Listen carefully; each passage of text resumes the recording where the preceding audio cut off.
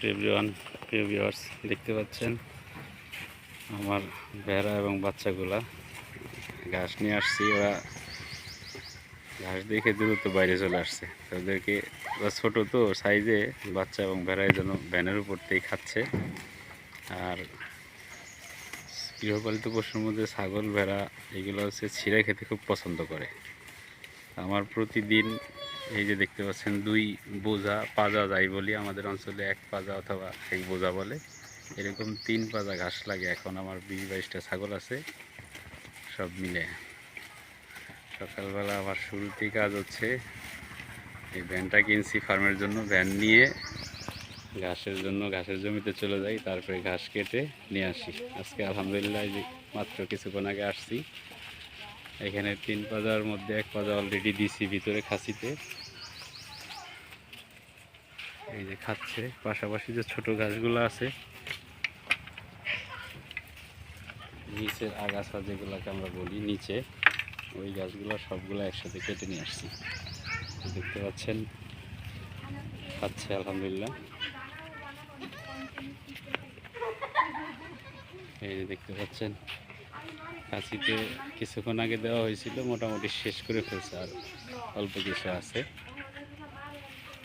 শীতের সিজন গেল তো, শীতে ঘাসও কম ছিল, তুলনামূলকভাবে ওদের শরীর স্বাস্থ্য একটু আগের চেয়ে কমে গেছে। আশা করি ইনশাল্লাহ এখন ঠিক হয়ে যাবে। গরম পড়ে গেছে, ঘাসের প্রোডাকশনও বেড়ে গেছে। সবচেয়ে মূলত বড় কথা হচ্ছে ঘাস ছাড়া ফার্ম করার চিন্তাই করা যাবে না। ঘাস, পর্যাপ্ত পরিমাণ ঘাস লাগবে। আমি এই যে 2 মাস 3 মাস খুব কষ্ট হয়েছে আমার, পার মান্থ 10,000 12,000 টাকা খরচ হয়েছে ওদের পিছনে শুধু ঘাসের যোগান দিতে গিয়ে।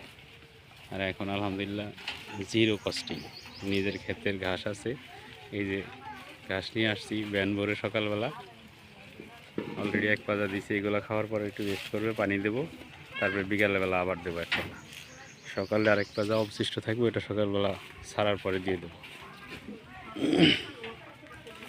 এই যে মাশাআল্লাহ আলহামদুলিল্লাহ, এই যে বাচ্চাটা দেখতে পাচ্ছেন, এটা হচ্ছে এবার ফার্মের জন্য পাঠা বাচ্চা রেখে দিছি। ওরা 2টা হয়েছে আলহামদুলিল্লাহ, 2টাই রেখে দিছি। 2টাই মাশাআল্লাহ অনলি কেবল 3 মাস বয়স, খুব সুন্দর।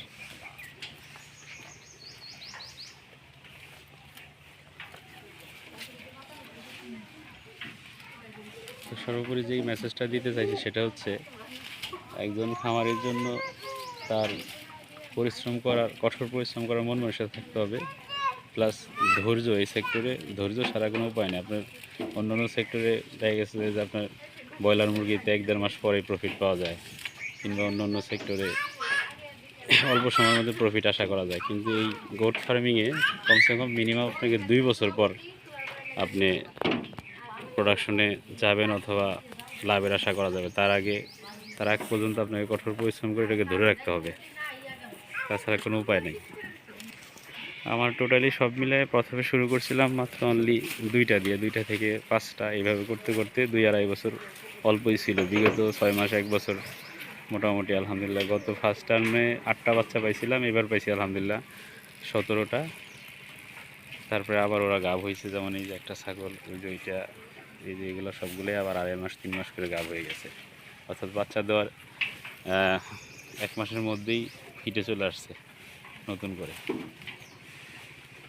আজকের মতো এখানেই, ইনশাআল্লাহ আমার চ্যানেলটি যারা সাবস্ক্রাইব করেন নাই তারা সাবস্ক্রাইব করে রাখবেন, পাশে থাকবেন, নতুন নতুন আপডেট পাবেন।